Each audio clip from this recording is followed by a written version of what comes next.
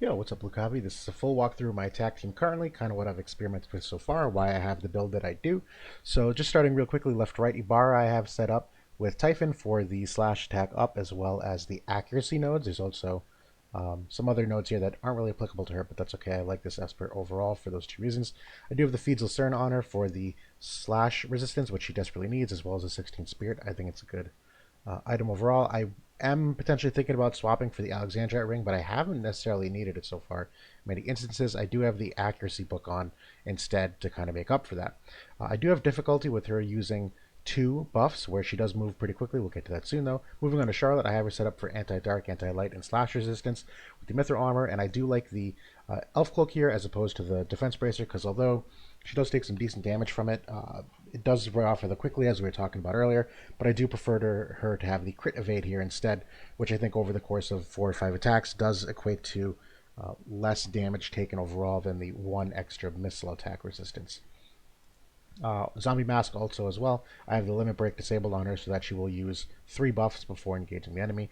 And then for Ranan in particular, I am using the Prunus Lamina here for the extra damage. He hasn't had any problems cleaving through Engelbert's Spirit, so I think that's okay. I have Ramu here for the accuracy, the lightning, and the magic attack. I'm also using, I'll get to the vision cards in a second. I'm using his TMR here. As mentioned earlier, he doesn't prioritize it over most of his buffs. Depends on the matchup whether he does or not. And then I also just have the Galmia cloak here for the extra spirit, so he is particularly tanky, but again, definitely a potential candidate for the Alexandrite ring or something else. I do have the aim build of the Prunus Lamina, so for both these mages, I am using some accuracy, but probably not optimized for more. In terms of vision cards, obviously the Ibarra card for a multitude of reasons. The magic attack up, the unit attack, and the dexterity does help there overall. Accuracy, I did opt for the Aegon card here as opposed to Cloud's card, which does have the slash resistance here, but I do like the slash attack up for her and Ibarra. The accuracy up obviously helps my other DPS, so that's why I'm not using the Alexandrite ring, things of that nature. And then the max HP is actually very, very clutch on all three of them, as all three of these units do have fairly decent HP levels. The slash resistance piercing rate up also does help Charlotte, obviously. And then finally, I am using the Black Rose Lane Vision card because they are relatively slow without it. I was debating using Blossoms in the Dark for the extra multiplier.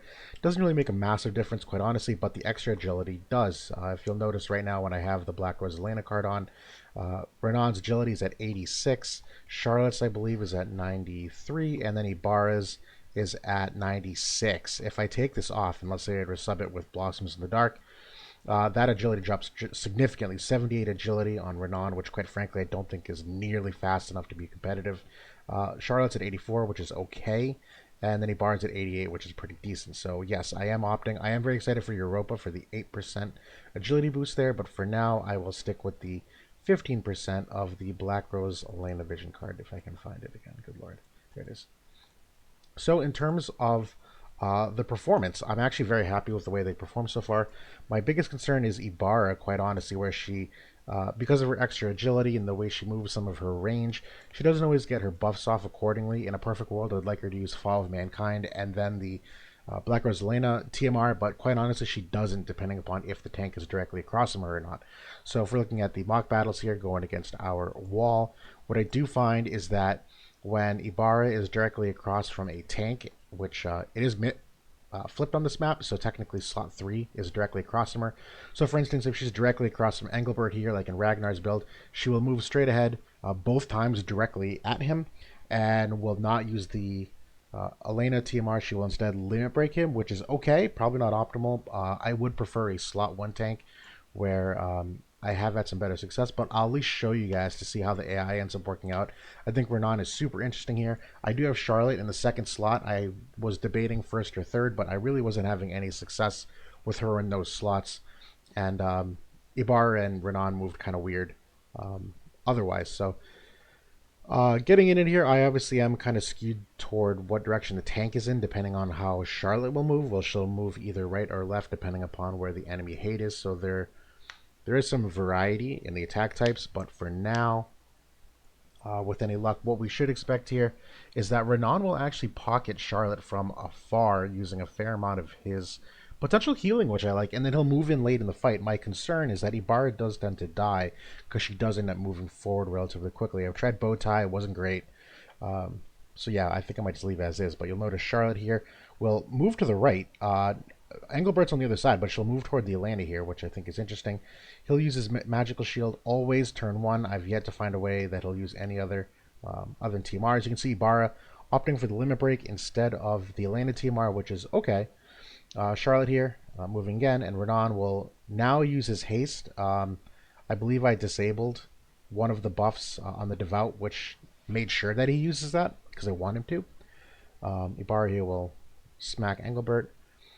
You'll notice decent damage against Elena there. I wish it was just a little bit higher to one-shot her, but I'm okay with this because she has not used Courage yet. Obviously, some accuracy lacking on Ibarra. Maybe, an instance where she could use it a little bit extra, but Courage remove and she's dead, so I'm pretty happy with that. He will rebuff that because of Dispel Spread. Charlotte here, decent damage. I wish it was a little higher, but not bad. And Ibarra can at least take one or two hits. Unfortunately, oh, there we go. Actually, this is okay. And Jaden will probably still get a kill here, but I have re-raise on Charlotte, and he should die next turn. And that's it. So yeah, overall, pretty happy. Oh my god, maybe not. Magic Reflex, of course. He actually might kill someone here. God damn it. That's extremely unlucky. That actually is not... Are you kidding me? He goes twice in a row? Okay, that's broken. I typically have better success than that. It's really a question of whether or not I enable Ranan to use one of his extra Devout sub-job abilities. If he uses the one that gives Charlotte debuff resistance and decreases his activation time, he will actually lag behind a little bit because he does not get the haste. And what I've noticed is he will instead stay behind for an extra turn or two and pocket her with healing, which I thought was super interesting. I can show that here if we want, if it doesn't take too long. I figure this is kind of a nice, unique Lucavi showcase that I might make a YouTube video on afterwards. So for the Devout, I do prefer this over his other ones so far, at least for against light meta. It's his Teachings of the Bolt one, where he'll use this on Charlotte instead of using his TMR. So he will raise her attack and the debuff resistance and reduce his own activation time. I don't know if it's that useful overall as an ability, but I do like the way he ends up moving because of it. And you'll notice that when I go into the guild here, he will not be as offensive against the Elena like we just saw. He will instead stay back an extra turn because he doesn't have haste, as mentioned. So we'll go back into this. And I'm going to fight against Ragnar's team again.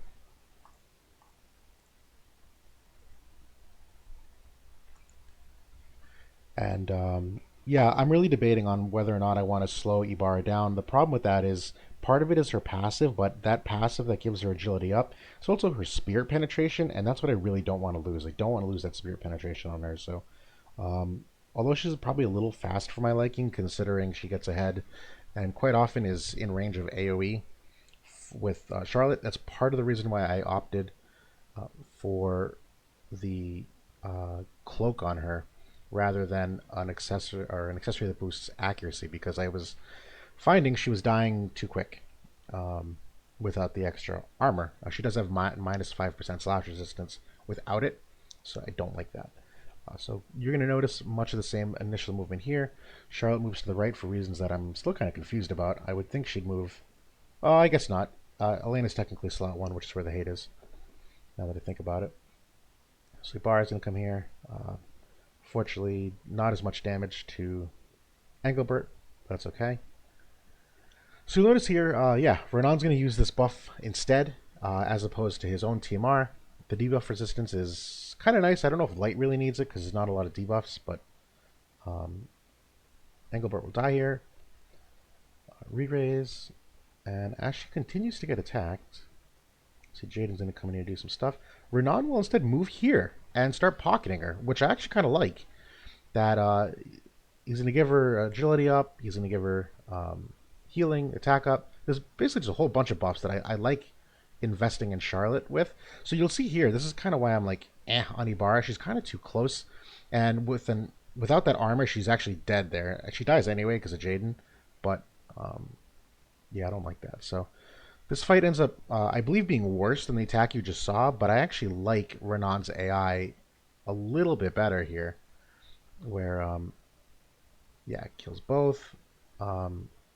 Oh, and here he uses TMR. But either way, I like that idea that he can kind of pocket her with healing from afar. I think it's an interesting twist on what he does, and he is tanky as shit against Jaden. You're going to see he took barely any damage there because of his buff. He did at least get his barrier broken there, but really great health regeneration, stupid magic reflex. But he does really well in duels against Jaden here and absolutely smashes him. So very happy with Ranan overall. Definitely a thumbs up.